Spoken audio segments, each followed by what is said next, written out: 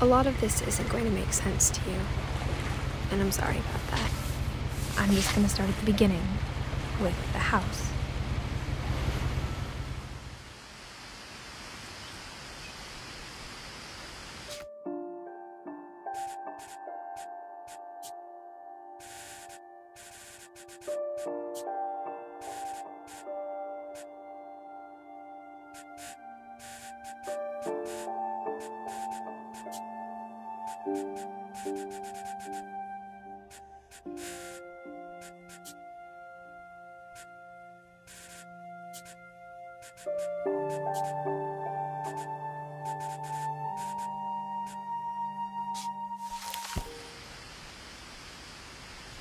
Someone had put up a chain link fence, but it looked like I wasn't the first person to hop it.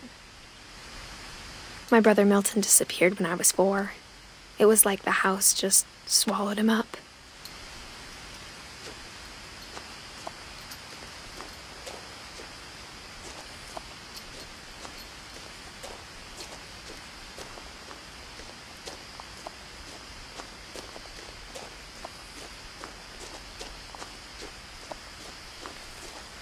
I lived here until I was 11, but I wasn't allowed inside half the rooms.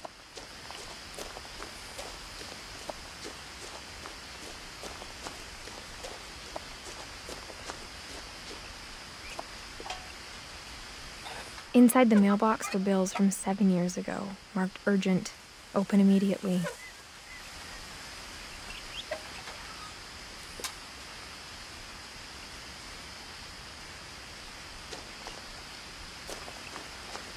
I hadn't been back since my brother Lewis's funeral.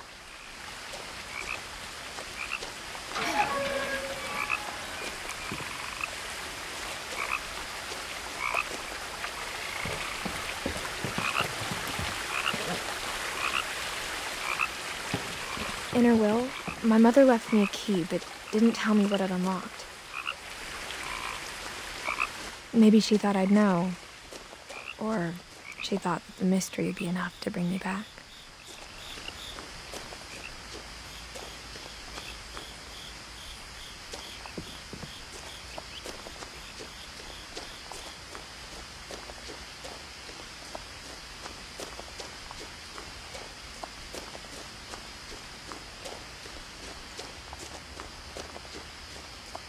No one had driven this way in a long time, but I saw a few hoof prints.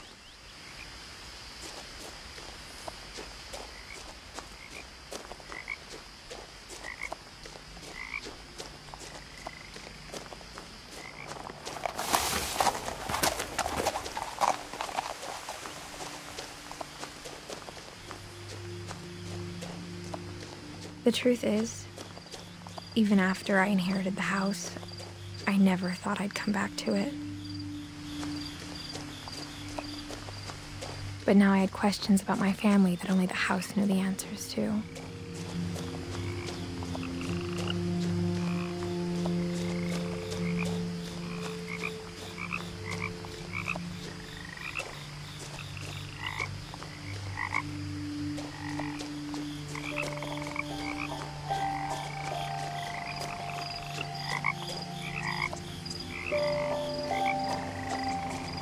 The house was exactly like I remembered it, the way I'd been dreaming about it.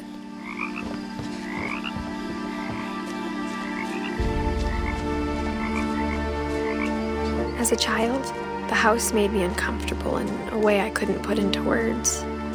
Now, as a 17-year-old, I knew exactly what those words were.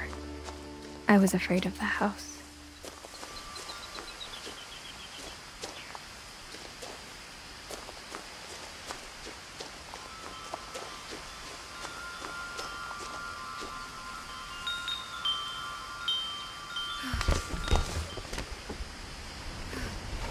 Crawling through the doggy door used to be a lot easier when I was 11.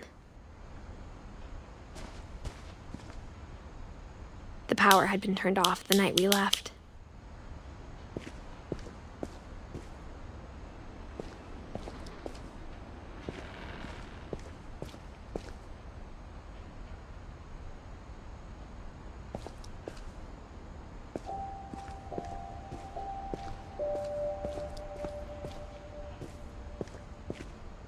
For the first time in years,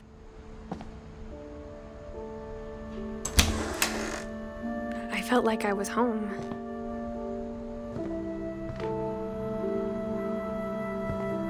But instead of a family, there were just memories of one.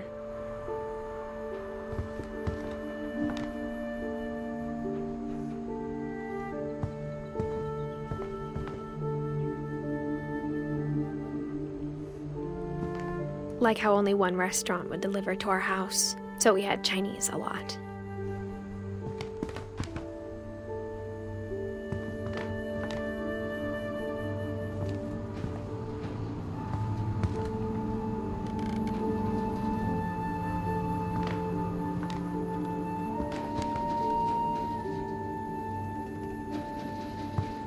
Or how after Louis started working at the cannery, we all got sick of eating salmon. Except our cat, Molly.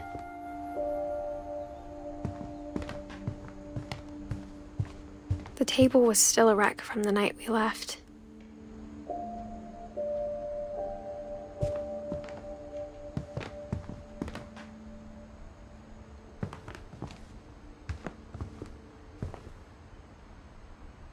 It was like a bomb had gone off, killing everyone but sparing the furniture.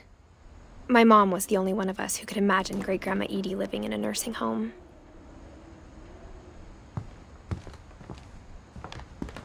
Nothing in the house looked abnormal. There was just too much of it, like a smile with too many teeth.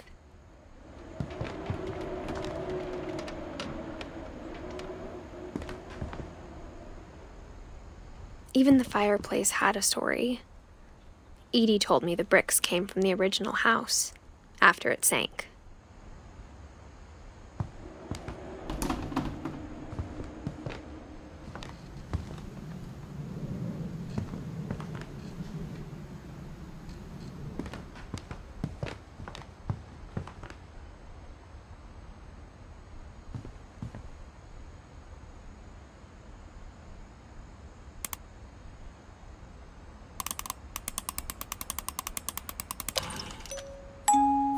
Great-Grandpa Sven built a music box for Barbara, along with the rest of the house.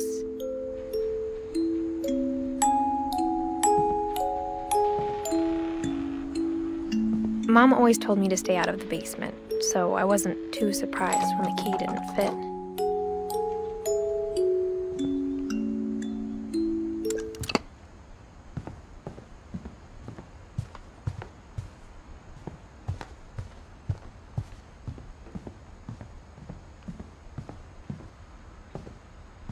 My mom wasn't much of an optimist, but she never stopped believing that my brother Milton was alive.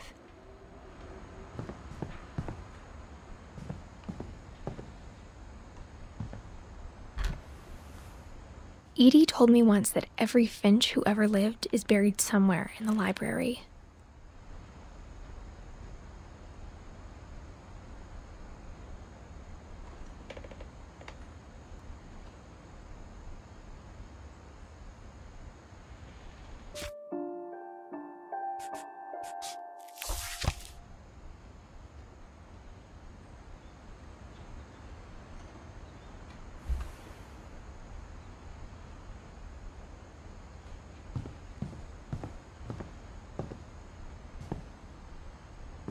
After Milton disappeared, Mom sealed up all the bedrooms. Then Edie retaliated and drilled peepholes.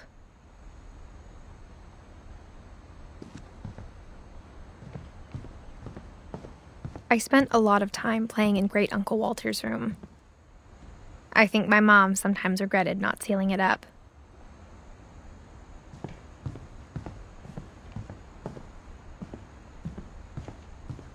Louis told me there were secret passages, but I never believed him.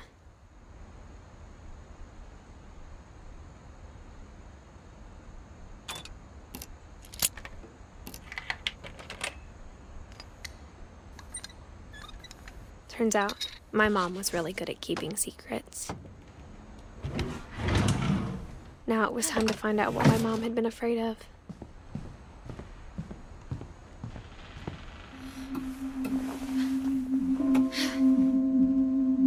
From the paintings on the wall, it was clear my brother Milton had been here before me.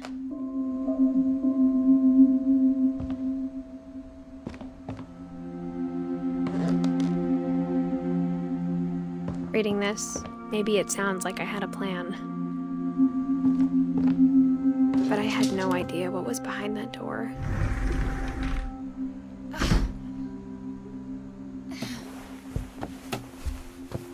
Just like I had no idea where all this was gonna lead. I grew up looking at Molly's room through the peephole. Molly's gerbil had a tiny bedroom with its own even tinier gerbil cage.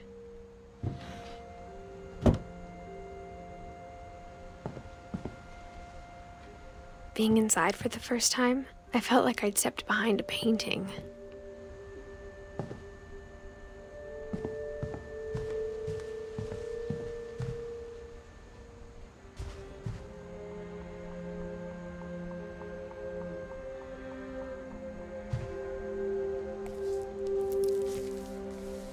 December 13th, 1947. Dear Diary, I'll be gone soon, but I wanted to tell somebody about what's gonna happen. It started when Mom sent me to bed without dinner. I woke up and I was starving, so I looked around for something to eat. My Halloween candy was all gone. Mom, can I come out now? Sweetheart, it's late. Go to sleep. The gerbil food was dry, but I didn't mind it.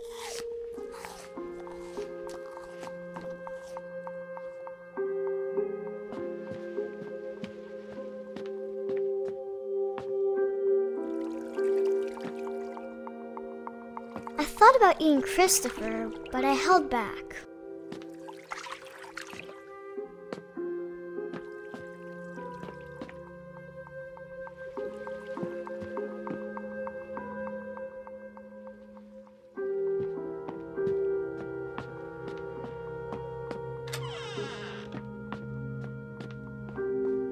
I kept eating and eating.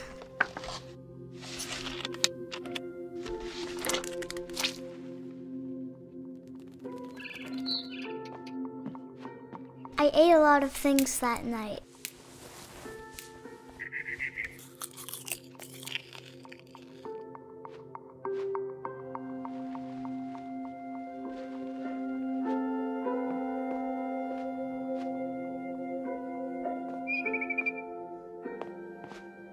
Then I heard chirping outside my window. It was a barn swallow going back to her nest. I reached out for her.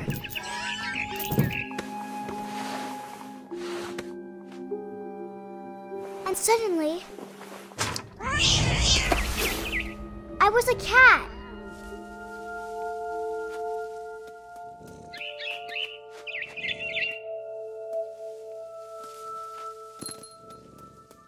I tried to be quiet, but the bird was really scared.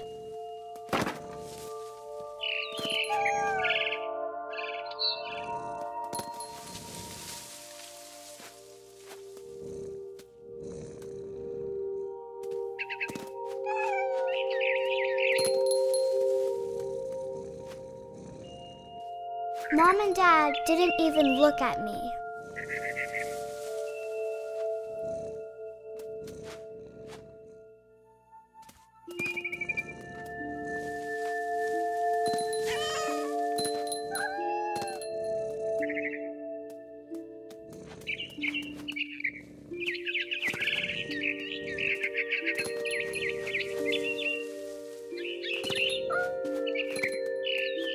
The babies were all gone.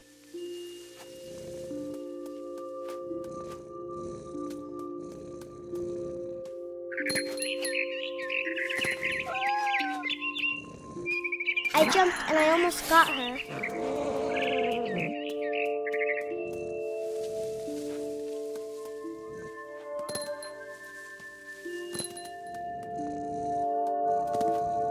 I could tell she was getting really tired.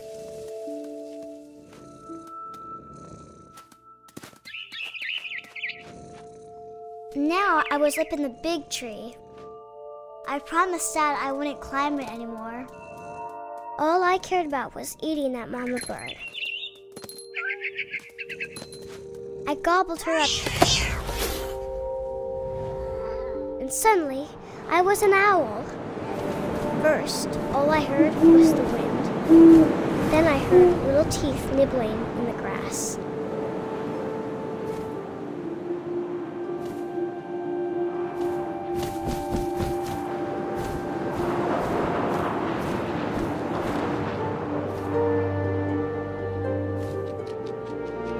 Rabbits.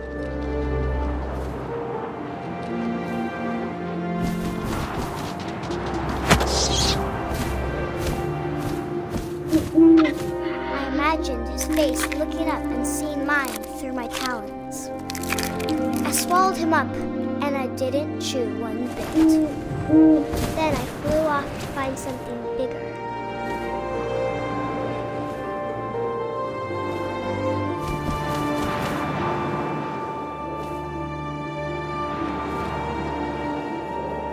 A mama rabbit.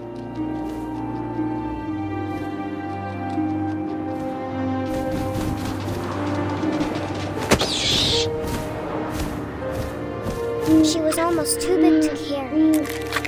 I started choking, but I couldn't stop eating. And suddenly, I was a shark.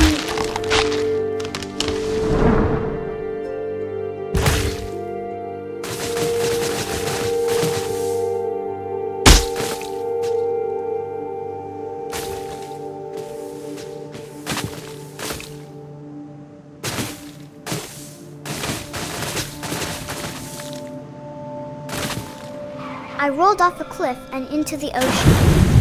Now, I was hungrier than ever.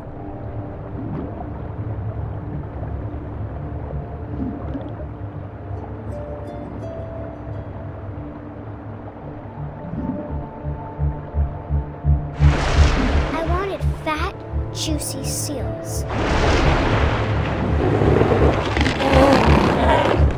I tore off her flipper, and it tasted really good.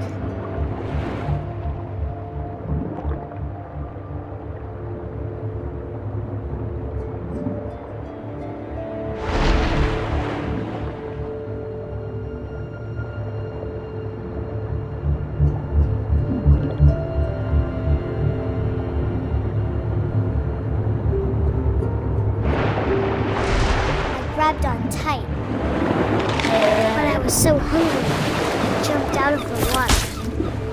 When I opened my eyes, everything had changed.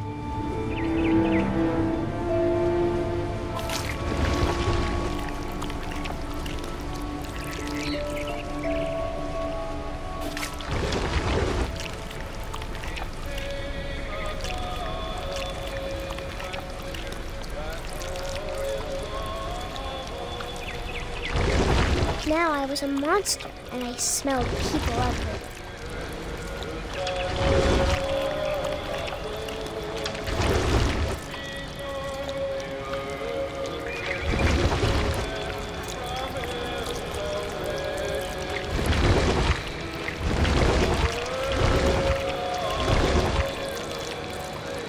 I was big, but I moved real quiet.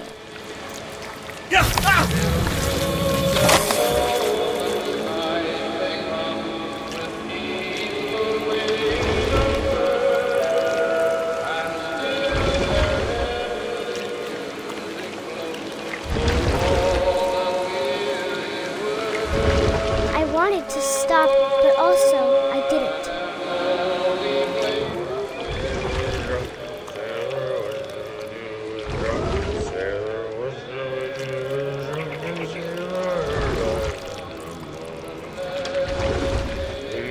Belly was rusty. His belly was rusty.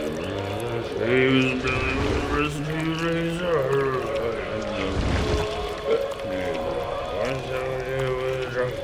After the last passenger, I was still hungry. And across the water, I smelled something new. Something I had to have, so I swam towards it.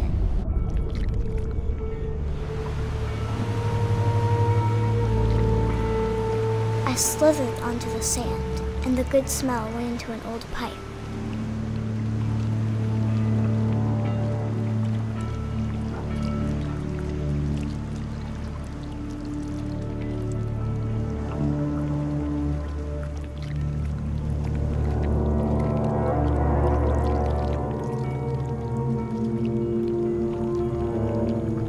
I got closer and closer.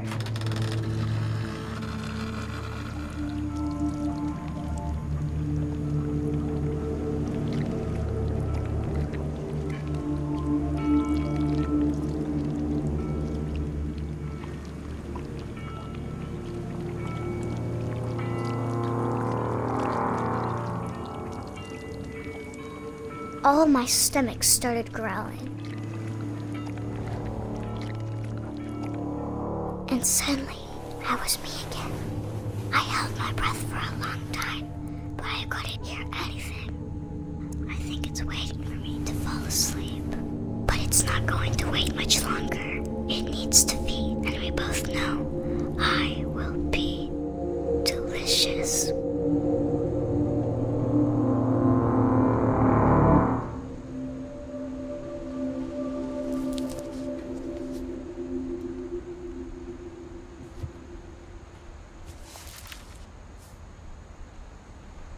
I'm not sure if I believed all of that, but I'm sure Edie would have.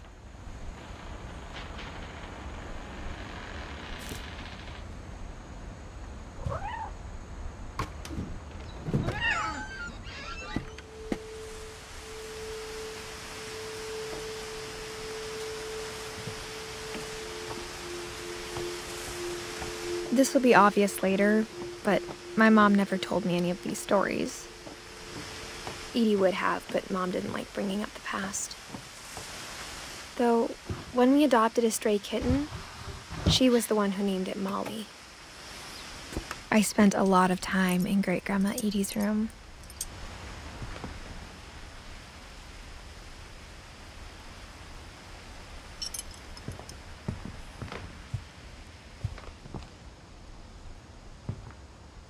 Her room was like a museum.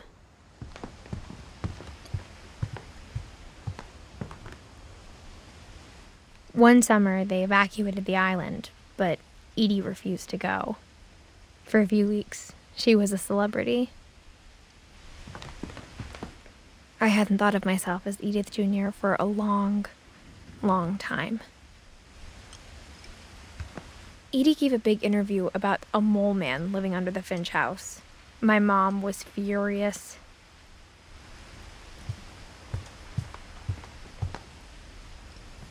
Louis died a week before we left, but Edie had already started to memorialize him.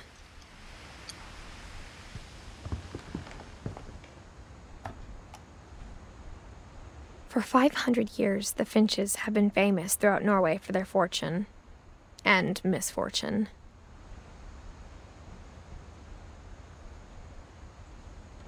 Odin Finch buries the latest victims of the family curse, his wife Ingeborg and their newborn son, Johan.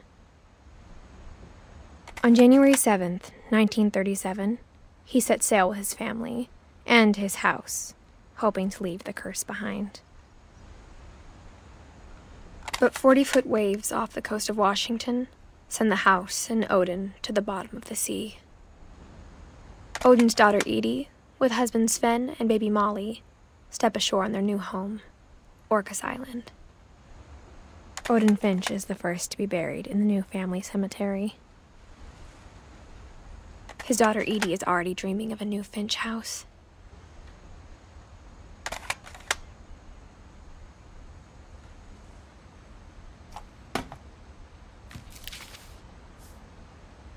Whatever's wrong with this family, it goes back a long ways.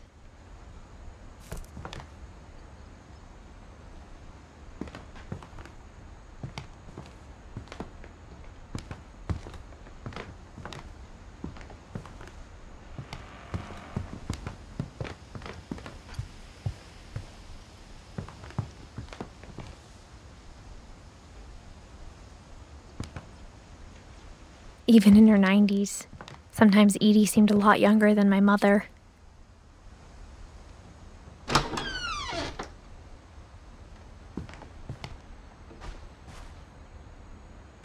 The only trace Grandpa Sam's first wife, Kay, left on the house was the pink bathroom.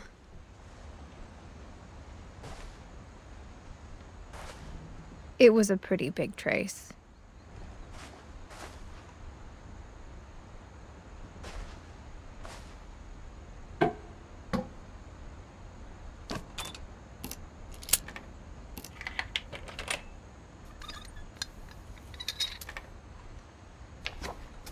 There's a secret in this bathroom. It's in the last place you would look. It isn't in the cupboard. It's hidden in this book.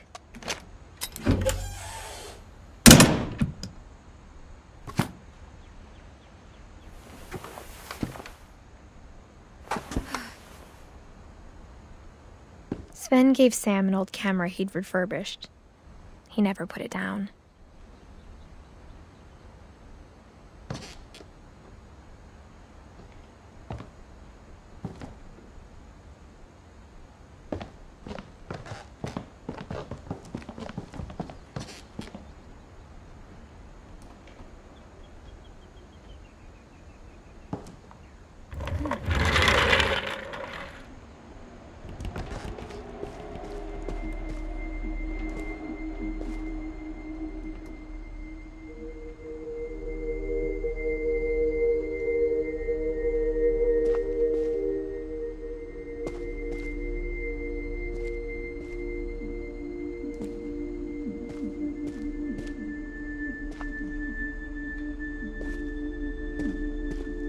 I knew Grandpa Sam had a twin.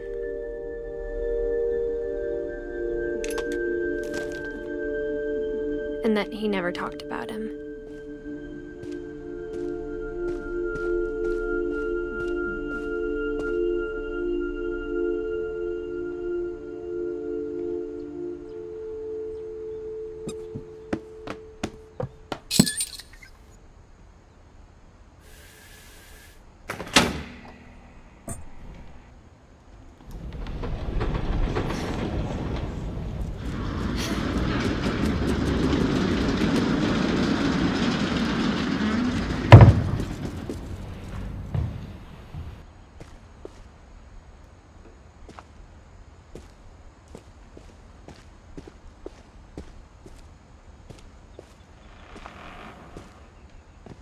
I guess my grandpa didn't like history any more than my mom did.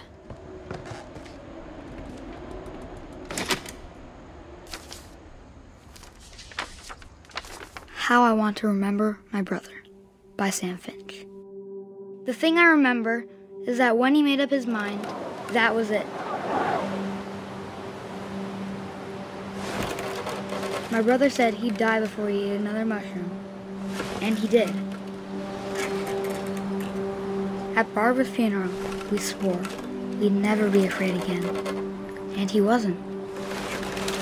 I think Calvin always wanted to fly.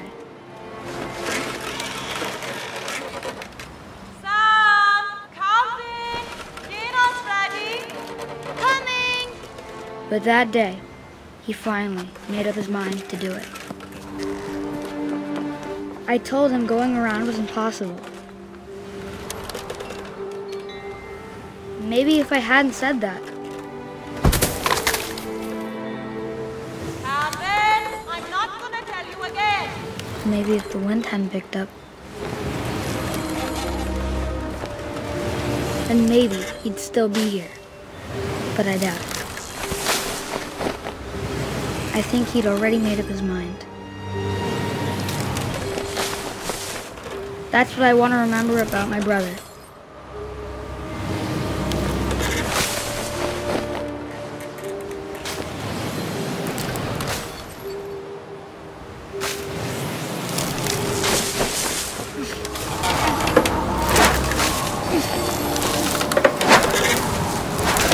The day he made up his mind to fly. And he did.